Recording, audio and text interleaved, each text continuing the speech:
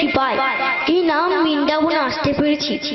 সেই জন্মদাতা পিতা মাতা আমার ঠাকুরদা ঠাকুরমা শিক্ষাগুরু হরিবংশের কীর্তনদাতা সেই নায়ক বাবুর চরণে জানাই কত কোটি ধন্যবাদ। হরি বল হরি বল। মাগো, এই গৌর কথা কৃষ্ণ কথা চলাকালীন কত না ভুল ত্রুটি হবে, আপনাদের নিজেকে আমাকে সন্তান ভেবে ক্ষমা করে দিন। আমার নামও পরিবেশন করা কোনো যোগ্যতা নেই, তাই শ্রবণকালী আসার বস্তুগুলো পরিত্যাগ করে মাগো, এই 4 লক্ষ আর মানব জন্মের মধ্যে শ্রেষ্ঠ জন্ম হরিকথা কৃষ্ণ কথা বলে যায়। তাই শাস্ত্রে বলেছে নাম ভজ নাম চিন্ত নামে করো সার, এক নামে চারি বেদে মন্ত্র নারিয়ার।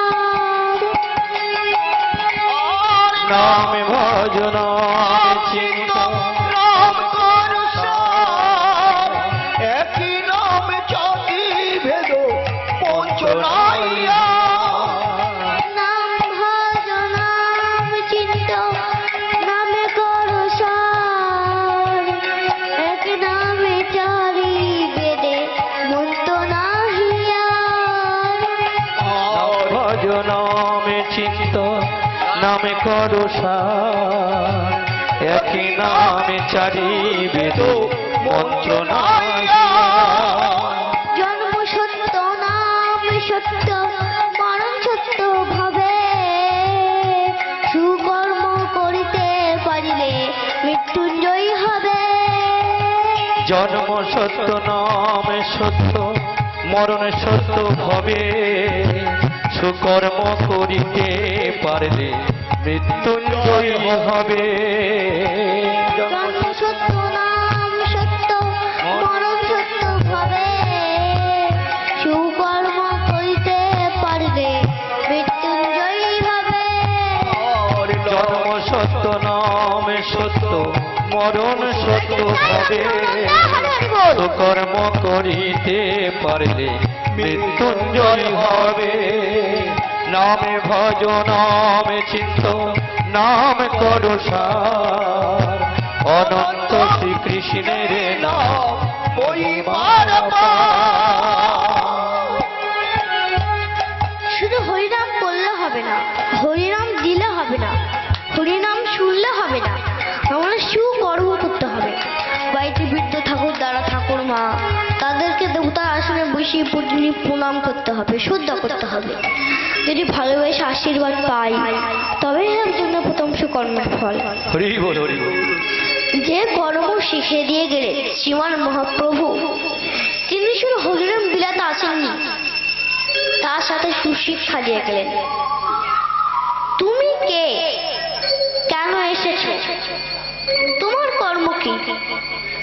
তিনি জগতের কল্যাণের জন্য নিজের সুখকে বলিদান দিলেন। ঈশ্বরের ভক্ত হতে গেলে কেমন ভক্তির প্রয়োজন? রাধা ভাবে বিভোর হয়ে নিজে কাঁদিয়া জগৎকে দেখিয়ে দিলেন। হরি বল হরি বল হরি বল।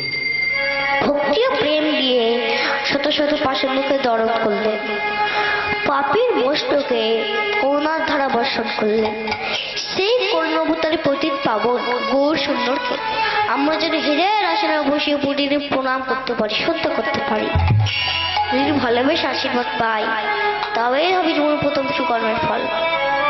হে ভক্তমণ্ডলী, ভক্তিমতী মায়েরা, এতক্ষণ আমরা নাম বৃন্দাবনে গৌর কথা কৃষ্ণ কথা পান করলাম। এবার একটি লীলা বা পালা পরিবেশন করব। পালাতেও কোনো নাম হয় না, সেটি হলো ভক্তের সাথে ভগবানের মিলন। অথবা শুরুও হয় না বা শেষও হয় না। জীব আত্মার সাথে পরমাত্মার মিলন হলো লীলা। ভগবানের এই অনন্ত কোটি বিশ্ব ব্রহ্মাণ্ডের মধ্যে গুটিকার মানব জাতি বসবাস করে থাকে। তাই মানুষের পূর্ণ জ্ঞান বুদ্ধি বিবেক আছে বলে কত অহংকার করে। কেউ করে ধনের অহংকার, কেউ করে রূপের অহংকার, বিদ্যার অহংকার। কিন্তু ভক্ত কখন অহংকার করে না, তিনি শুধু ভগবানের চরণে আত্মসমর্পণ করে। আজ আমি এমন ভক্তের পালামা লীলা পরিবেশন করব, যিনি দেখিয়ে দিয়ে গেলেন কি করে ভগবানকে ভক্তির মাধ্যমে লাভ করা যায়। তাই পদগত গোবিন্দ দাস আমাদের উদ্দেশ্য কলম রাখলেন। ভজ হুরে মন শ্রীনন্দের নন্দন, অভয় চরণার বিন্দরে। ভজ হুরে মন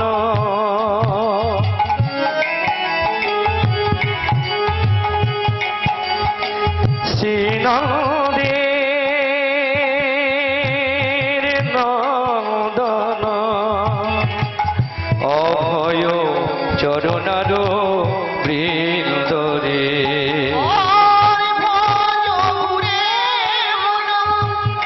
শ্রীনন্দের নন্দন, অভয় চরণার বৃন্দরে। দুর্লভ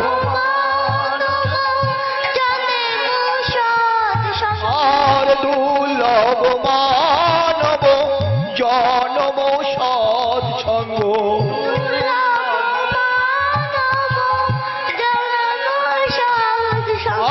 দুর্লভ মানব জনম সৎ সঙ্গে,